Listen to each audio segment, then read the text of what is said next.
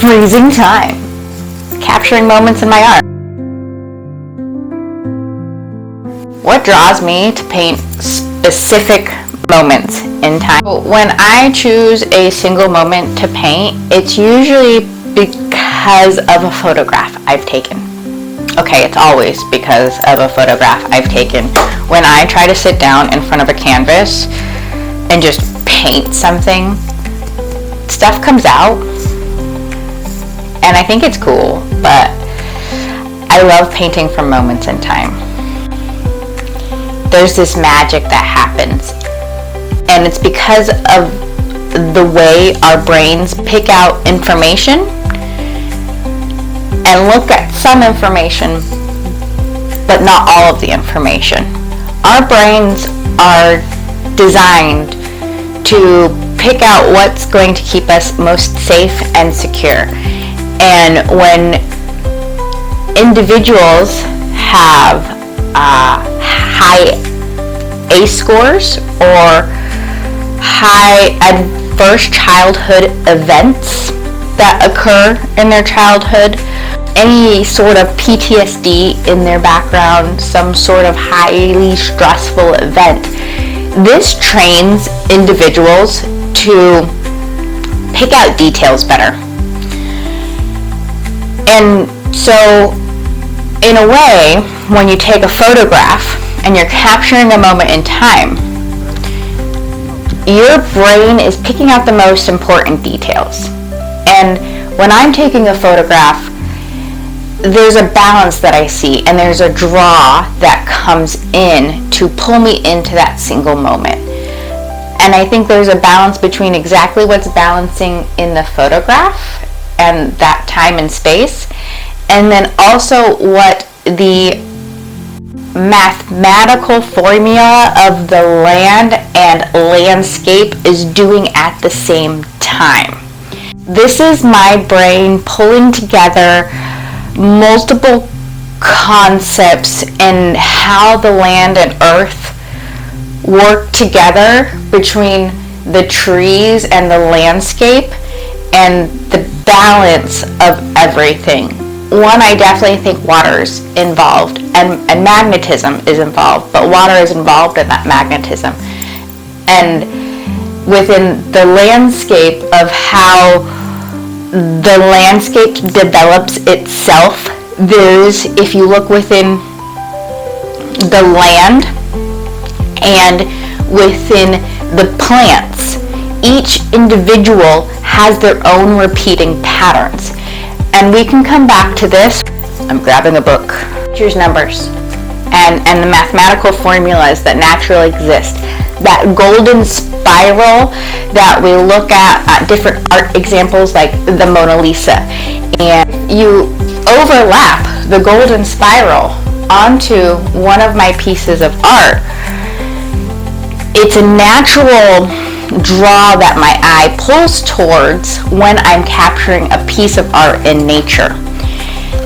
And I can see this over and over again in my patterns of how I pick things, but those patterns are based on what I see. It's not something I'm creating in my mind, but I'm pulling out from what I'm seeing in nature, and I'm just trying to capture the moment that's happening right there.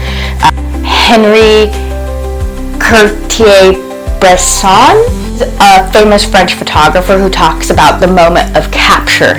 And Galen Rowell, in his book Mountain Light, goes on to talk about it more. And in deeper sense, he makes lots of connections between our psychology and what we know of photography, and how we then apply that to landscape.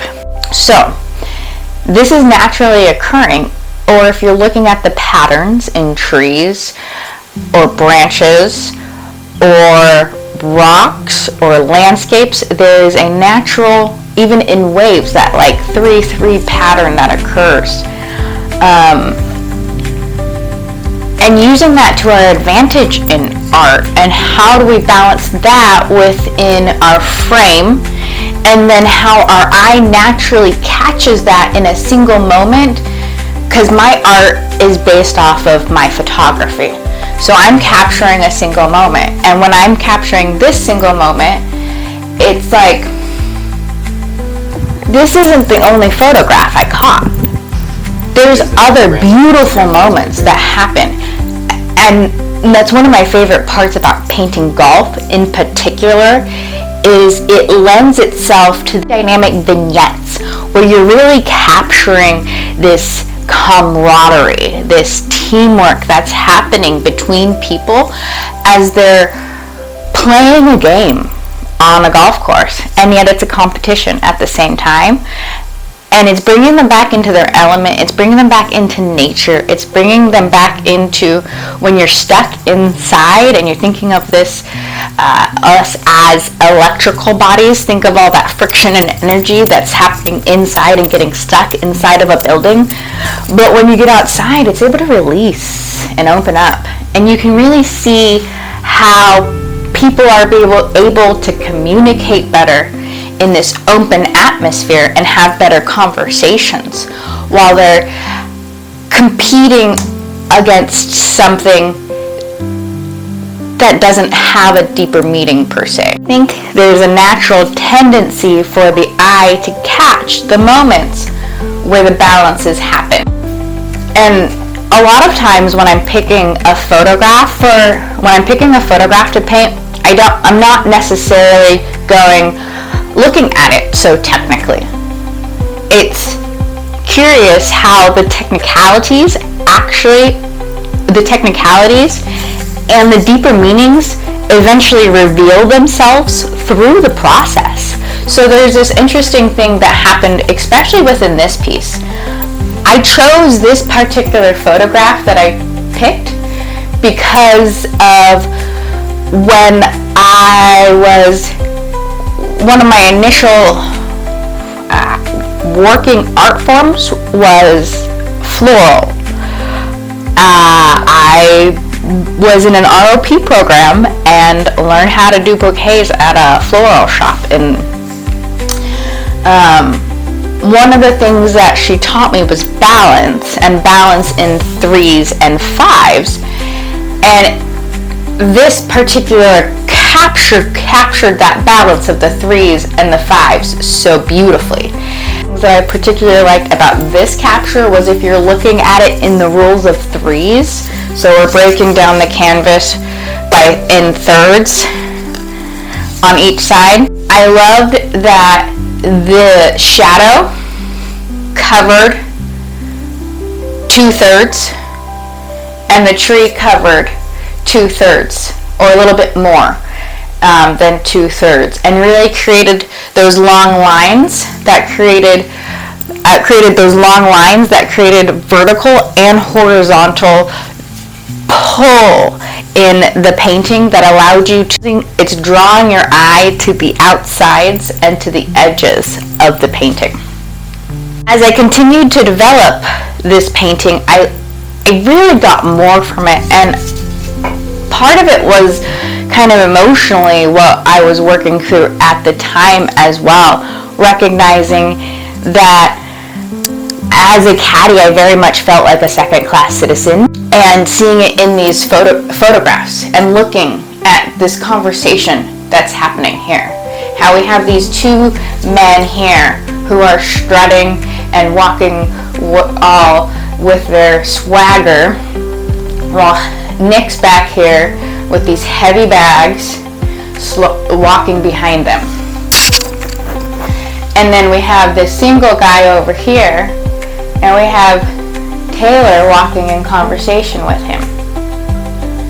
And the difference between this conversation here and this conversation here, and how it's very different, but then also the body language of the caddies as well within this moment and how they are.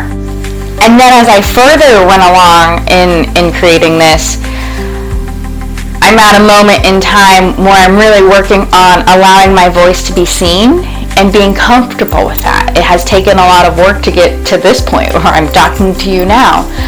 And it was very interesting that I was painting this piece as I was really feeling like I was getting into my mojo in a way with content creation and really feeling comfortable with talking to the camera and being out there in more of a way. And this tree in this painting is called the Medusa tree. So when you see this on the course, it looks like Medusa coming out. The first time I saw it, I was like, dude, that tree looks like Medusa. And Taylor made a joke that they're like, oh, yep, nope, they're just out here naming all of the trees now because this one's called the Medusa tree. And I'm like, well, actually, when I walked up to it, that's kind of what I thought. And so it was very interesting because the connection between Medusa and Athena hadn't occurred to me at that time. Or Medusa being hidden from the shadows because of her beauty and Athena causing that. And Athena having this prejudice against others showing their beauty, and me feeling that in a lot of the sense of how I present myself in the world, like I need to hide my beauty in a way so that I can keep myself safe. And just like looking at this painting going, I'm painting Medusa, and I'm working through allowing myself to show my beauty through what I'm doing currently.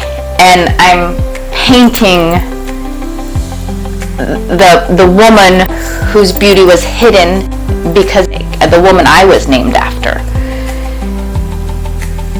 And I found it so very interesting, that connection, without even realizing it. Like, it just happened on its own. And I feel like this is one of the pieces that really showcases the beauty of what I can bring in and the balance of it all. Each time you learn a new piece about yourself, you up level in a way. We're just playing this game we call life, and if we can get a little token here and a little token here and a little token here, eventually we got a full bank account. Like, we just need little tokens along the way. Ding, ding, ding, ding, ding. We'll get there, one token at a time. So tell me, what have you learned through your creation process? How have you grown in a single piece?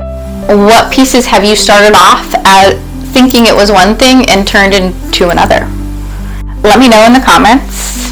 Let me know about anything else you thought about this video. Follow along, subscribe to my channel. Let's grow this together. Right now, I'm building this channel, and I'd love to hear your feedback. What do you like? What do you not like? Let me know. And as I'm creating more and building more, I want to grow and fine-tune and create things that you guys want to see and watch. Let me know what resonates, what doesn't resonate, and we'll see what this grows into. I love you all. Have a great day.